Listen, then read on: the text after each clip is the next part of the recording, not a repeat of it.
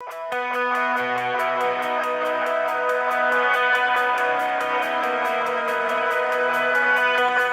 up, everything was kinda messed up. What a way to make you feel at home. We want to welcome Joy Club Cassidy. We held a raffle draw on our site, and you guys were the winner, but we also absolutely just loved your song. And so we wanted you to introduce you to the public and the Demo Tape Radio sort of family. So just to start off with the name, please. Well, where does that name come from?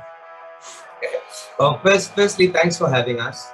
It's an absolute honor. We appreciate so much that you like the song. The feedback from you guys obviously worth a million kind of shows in these times, so that's fantastic. The name is an odd one. Like when we started the band, it was kind of we were booked for a show. And then from there, it was like sparking, like, okay, cool, we need to get a Facebook presence, we need to get all of this stuff done. And at the time I was thinking of the name, I had two names, and the one sounded morbid, and the other one was a name I was saving for when I was grown up one day. So I wanted to open a club called Joy Club Cassidy, because it sounded like the 50s, like a special kind of place. And then from there, it's like, okay, I can either use the morbid name or the one that will have most questions. Why Joy Club Cassidy? You had success. There's quite a cool vibe about it. It's almost like you can do a song with it. Joy Club Cassidy. It's like there's a ring to it. Actually quite like it.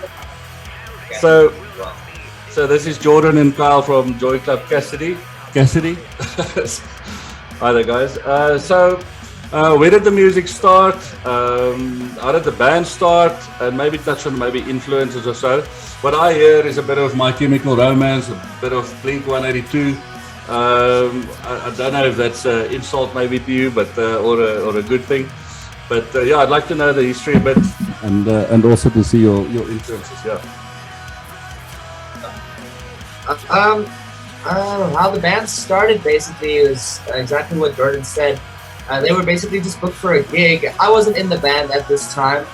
One of my other friends who was actually playing guitar for them at that time, they just wanted to get a few members together and just go play this show, as far as I understand it correctly. And then they just put the name together, Joy Club Cassidy. And then from there, one of the friends that was studying with myself, he's still playing bass for Joy Club Cassidy. And then he said, listen, man, they need a guitarist because they're booked for another show. Are you interested? And I was like, yeah, okay, cool. Let me just see, go to one practice. And when I went to the practice, I come off all the way from Springs. So where I come from, there's no such thing as punk or metal or anything like that. So when I heard this music, I was like, this is crazy. This is amazing. I've never experienced this in South Africa before. So when I saw that, I was intrigued. And I just wanted to join from the get-go. So yeah, that's basically how I joined Joy Club Cassidy. From there, I was just trying to fit in with what they were doing and somehow found my way. Yeah, but we've been blessed with your presence ever since. As far as influences go, I guess like you hit the nail on the head. Blink-182, Green Day, NoFX, all of the main punk bands that you would know basically, and it's a collection of all of that. It's not just one sound. We try to hit all the levels of punk. Now the sound that you guys get is quite unique for like a South African band.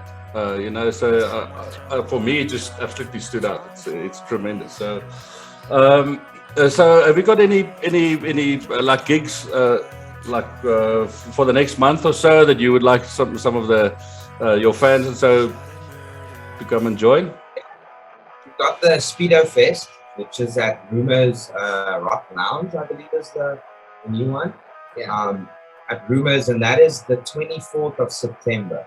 That's a I think there will be 19 acts. Yeah. Wow. On the day. So it's going to be like a whole day of like bands and just playing like bands like Satanic, Dr. Orgy, and Slippery When Wet, and The Full Fun, Failure Fate. Yeah.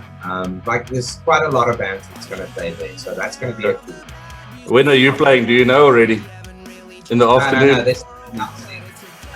All the acts, so we don't know exactly the time slot yet, but a whole day of like super cool.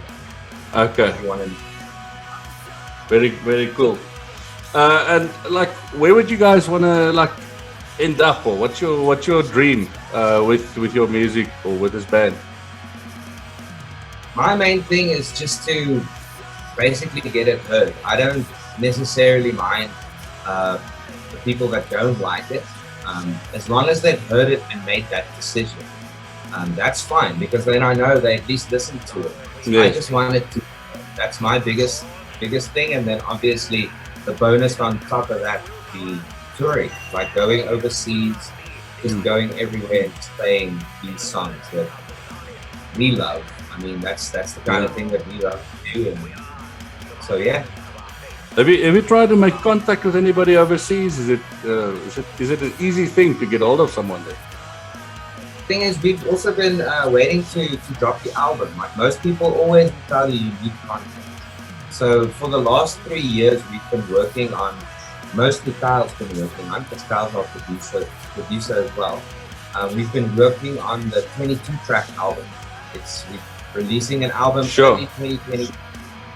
22 tracks. Yeah, that reaction is exactly what we wanted. Actually, when people told us we need content to like actually get people to look at your stuff.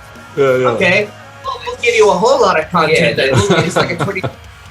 Yes. Yeah. So we're aiming to release that early next year, but we'll obviously make all the posts and all the announcements and stuff. So that's going to be fun.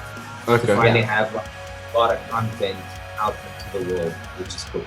You could almost bring out 3 albums with that content. Yeah, man. We wanted to give so much that it's like, why? I like the question, but like the same with the name. Why 2 Cassidy? Why 22 tracks? It's Yes. like, that's exactly why. I like that question. We'll hopefully find another one. So, do you want to maybe have a shout out to fans and producers, people that's been part of your journey? Yeah, definitely. We'd obviously just like, first and foremost, just give a big shout out to the other 2 members that couldn't be here right now. So our Nicholas Birdcage, our drummer, and Bam Van Hot Rod, our bassist, they've been like working just as hard as everybody in this band. No individual like praise or props goes to anybody specifically. We've all been like joyfully writing the songs, recording them, and like working for so long on this entire 22-track album. To think about that it's done is quite exciting as well, and we're all just gonna like share in the glory from when everybody hears the songs. And we're very, very honored that you guys obviously dig the song as well. That means we're actually doing something right as well. So yeah, that's the only shout out I have to give. Yeah, for sure. For me, it's like I want to say thank you to everyone that does listen on Spotify, that does come to shows, not just our shows, but everyone in South Africa. I mean, it's really hard at the moment because of the scene and the COVID and everything. So if you can support everyone, I mean, especially guys like you, the Demo Tape Radio people, it's like we are super honored and just blessed to have people like you as well, just trying to lift up the scene. Making the effort, yeah. Which is really great. And other than that, I want to say thank you to all the bands that still do this. I mean, especially the ones that just started when this happened. And they're still trying. So that's the only thing that thank you to everyone. Just be safe and be kind to you. Great stuff. Thanks to Kyle and Jordan for this interview, and all the best for the Speedo Fest. I'm going to do my best to get there, for sure. I can't wait. That would be fantastic. And you're welcome to upload more on our site. We'd love to hear much more. It is really fantastic. Definitely. We will definitely be keeping you. Thanks, guys. Appreciate it.